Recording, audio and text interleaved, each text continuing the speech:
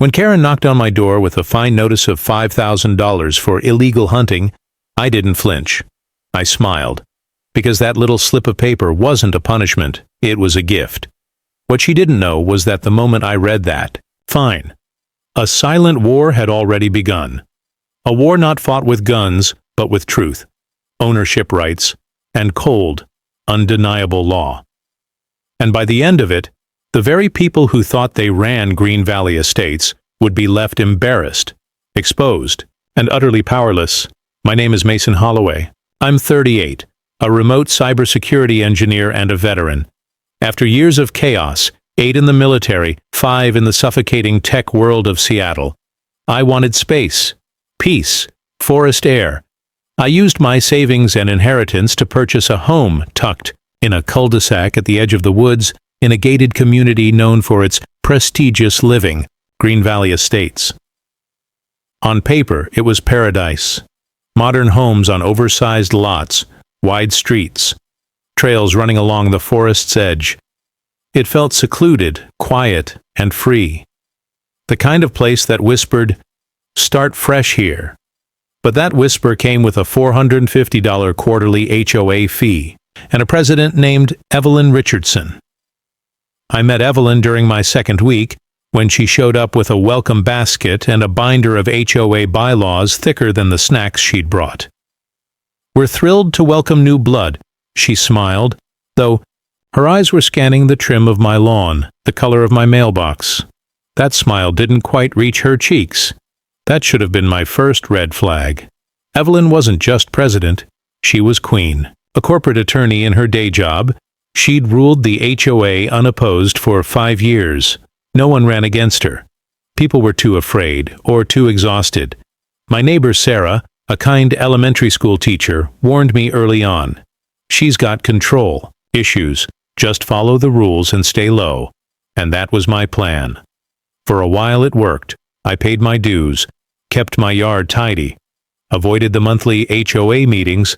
Sarah called them Evelyn's courtroom. I waved at neighbors, minded my business, and indulged my one peaceful passion, hunting. Raised in Montana, hunting wasn't just sport, it was ritual. My grandfather taught me how to track, shoot, and respect the land. It was about patience, solitude, and silence. One October weekend I went exploring. Beyond our neighborhood's boundary was a stretch of untouched forest. Roughly 80 acres of beautiful wilderness, streams, clearings, wildlife. It felt like stepping back into my childhood. Curious, I went to the county recorder's office to see who owned it. The land belonged to a man named Frank Williams, now 83, living in Florida. I found his contact info, wrote a polite email, and explained I was hoping to hunt respectfully on his property. To my surprise, he responded within a day. "Son, I haven't been up there in 10 years. I used to farm those clearings with my father. If you respect the land, it's yours to enjoy. And send me a picture if you get anything big." I was thrilled. I had full legal permission. I checked the hunting laws, got the right tags, and packed my gear. What I didn't know was that for years, Evelyn and her loyal HOA committee had quietly treated Frank's land as their personal reserve. They'd carved trails, built benches, put up bird feeders, all without Frank's permission. They called it Green Valley's Nature Trail System. It wasn't theirs, it was Frank's. And now, legally, it was open to me. On a crisp November morning, I set out before dawn and found a quiet clearing Frank had described. Around 9 a.m., I spotted a healthy 8-point buck and made a clean shot. As I began field dressing, I heard voices, footsteps. Through the trees, Evelyn appeared, flanked by 5 women in designer hiking clothes. The moment she saw me kneeling, "By the deer!" she screamed. "What in God's name are you doing?" She pulled out her phone and started recording, claiming I was hunting illegally, threatening to call the police, and declaring the land a protected preserve. I calmly explained I had permission from the actual landowner, but she didn't care. "This is Green Valley property. We maintain it. This is against our rules. Barbaric." 3 days later, I came home to find a formal envelope taped to my door. Inside, an official notice from the HOA. They were fining me $5,000 for hunting activities, disturbance, and environmental harm. I laughed out loud. The HOA had no jurisdiction outside its mapped property. This wasn't a painted fence dispute. It was private land, owned by Frank, with written permission. Still, Evelyn was building a story. She wasn't just fighting me, she was defending her illusion of power. I called Sarah. "She's already spreading rumors," she said. "Parents at my school are asking if you're dangerous." I had to respond. The next HOA meeting I attended for the first time. The room was packed. Evelyn sat at the front with Marcus, her vice president, and Richard, the HOA treasurer. "Mr. Holloway has decided to join us," she announced with a smirk. Perhaps he'd like to explain why he was found killing wildlife in our nature preserve? I stood calmly, holding a folder. "I'd be happy to," I said. I handed them a copy of Frank's email, my hunting license, a map showing the boundary line, and a highlighted copy of the HOA bylaws. "The land in question is not HOA property," I said. "It belongs to Frank Williams, who gave me explicit permission to hunt there. The HOA has no legal authority beyond its boundary lines. I've broken no law." The room went silent. Richard looked down at the papers. "He seems to have a point," he muttered. Evelyn wasn't having it. "We've maintained those trails for years. That's community property now." "Have you paid taxes on it?" I asked. She ignored the question. Marcus jumped in. "It's a safety issue. Firearms near homes. It's dangerous." "It's hunting season," I replied, "and the law is clear." Officer Mike Davis, who lived in the neighborhood, had been invited. He reviewed my documents and confirmed I was completely within my rights. "There's no trespass, no violation," he said. "The HOA has no claim here." Evelyn's eyes were burning holes through me, but she held her composure. "Mr. Holloway," she said coolly, "you have 30 days to pay the fine. If you refuse, we'll file legal action and place a lien on your property." I smiled. "You might want to consult a real estate attorney before doing that." What Evelyn didn't know was that the ground under her fake empire had already started to shake. Because I had picked up a community trail brochure just that morning. It had a map, and that map clearly labeled Frank Williams' land as Green Valley Nature Trails. No permission, no disclosure, no legal right. That was the moment I realized I wasn't just going to fight back. I was going to buy the land and end her little kingdom. Frank agreed to sell me the land.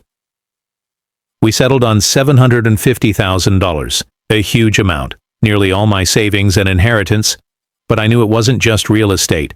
It was strategy. It was protection. It was justice. With the help of my attorney, Amanda Lewis, we fast-tracked the paperwork, and within a week, I officially owned all 80 acres, the same forest Evelyn had treated like her personal kingdom for years. The next morning, right on cue, Evelyn showed up at my door. She was dressed impeccably in a blazer and polished heels, with Marcus Bennett, her ever-nodding vice president, by her side. They handed me a legal warning. Evelyn's voice was calm, rehearsed. "If you pay today, we'll consider dropping further action," she offered. I didn't flinch. "Actually," I said, "I've got something to show you." I slid a folder across the table. Inside, the deed, signed, stamped, and sealed in my name. Evelyn's face drained of color. She flipped through the pages rapidly, searching for a loophole. There wasn't one.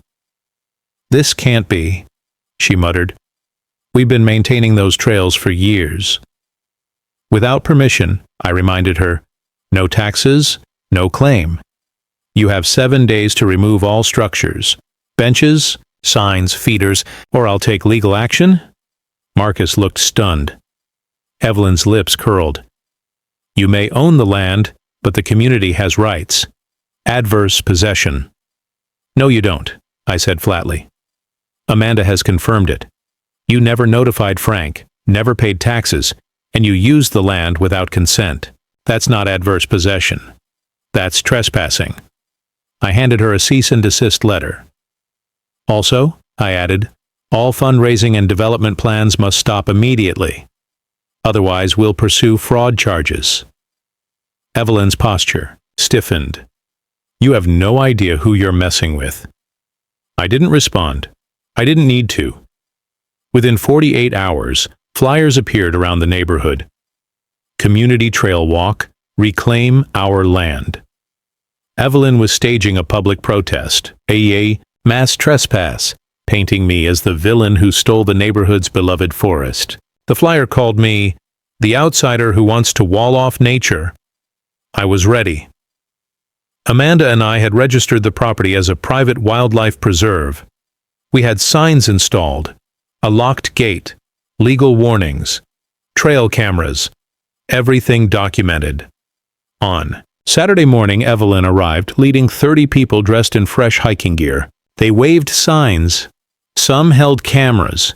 Evelyn carried a walking stick she clearly never used before. This is our land, she declared. We've walked here for years. No fence will stop us. Just as she approached the gate, 3 sheriffs' vehicles rolled up. Detective Morgan stepped out calmly. Morning, folks. This is private land. Anyone crossing the gate will be subject to arrest. We've had prior vandalism and trespassing. Consider this your final warning. Evelyn froze. Her fake courage faded. She looked back at the crowd. You're just going to give up? She asked them.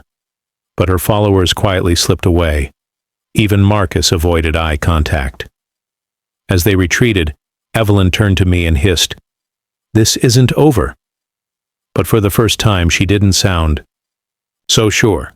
That week, I received an anonymous message. Storage Unit 23, Valley Self-Storage, documents being moved tonight. I called Detective Morgan immediately. That night, his team intercepted Trevor Adams, Evelyn's husband, and Patricia Bennett, Marcus's sister, removing boxes of files and hard drives from a rented unit. The next day, Amanda and I sat down with Nancy Roberts, the HOA's secretary.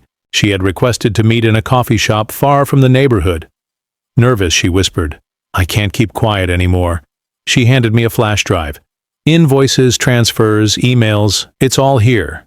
Nancy explained that over the past 3 years, the HOA had collected more than $75,000 in donations for the Nature Park project, but a large chunk of the money, over $68,000, was quietly funneled to Green Vision Consulting, the design firm on the project. The owners of the firm? Trevor Adams and Patricia Bennett. There had been no bids, no board votes. Evelyn personally approved the invoices. Many of the services billed never even happened. Environmental surveys, advanced site designs, all vague and inflated. She told me to keep quiet, Nancy said. Warned me I could lose my school job. Her firm represents the district. Armed with Nancy's evidence, Amanda and I met with Detective Morgan and the district attorney. The DA launched a formal financial investigation. Evelyn didn't know it yet, but her kingdom was collapsing from within. Meanwhile, I wrote a letter, sent to every Green Valley resident. It included proof that the land was never HOA property, legal documentation of my ownership, photos of Marcus and other members trespassing, details of the fraud and fund misuse. A proposal. I would reopen part of the land for a public trail, use under new leadership. If Evelyn and her board resigned, the neighborhood exploded. Phone calls, meetings, text chains. People demanded answers. John Peterson, a respected retired banker who donated $5,000, led the charge. "Where's our money?" he asked publicly. That night, the HOA called an emergency meeting. The hall was packed. Evelyn tried to spin the story. "Mason is manipulating you," she said. This was all about control, but Nancy stood up, calm, clear. "No, Evelyn, this was about your ego and your lies." Then Richard Cooper, the HOA treasurer, admitted it too. "I never reviewed the invoices. he confessed. Evelyn told me it was covered. I trusted her. That was the final crack. District Attorney Hayes and Detective Morgan entered the room quietly. Their presence was a message. "This matter has escalated," the DA said. "We recommend that the HOA board step down while the investigation continues." Evelyn refused. "I've built this community. I won't be bullied." But her allies were gone. Even Marcus sat in silence. The residents voted. The board was dissolved that very night. Within a week, charges were filed. Evelyn, Trevor, and Patricia were indicted for embezzlement, fraud, and tax violations. They accepted plea deals, probation, restitution, and bans from nonprofit management for a decade. Their house was sold. They left Green Valley in shame. Under new leadership, Sarah Johnson was elected HOA president. Her first move? A full audit and strict transparency rules. As for me, I made good on my promise. I opened part of my land to the community, legal trails, insurance, and a new name, the Frank Williams Memorial Trail.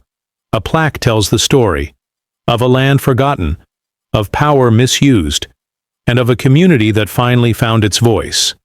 I still live here, still hunt, and now people wave when they see me, not because they're afraid, because they respect the man who stood up and changed everything.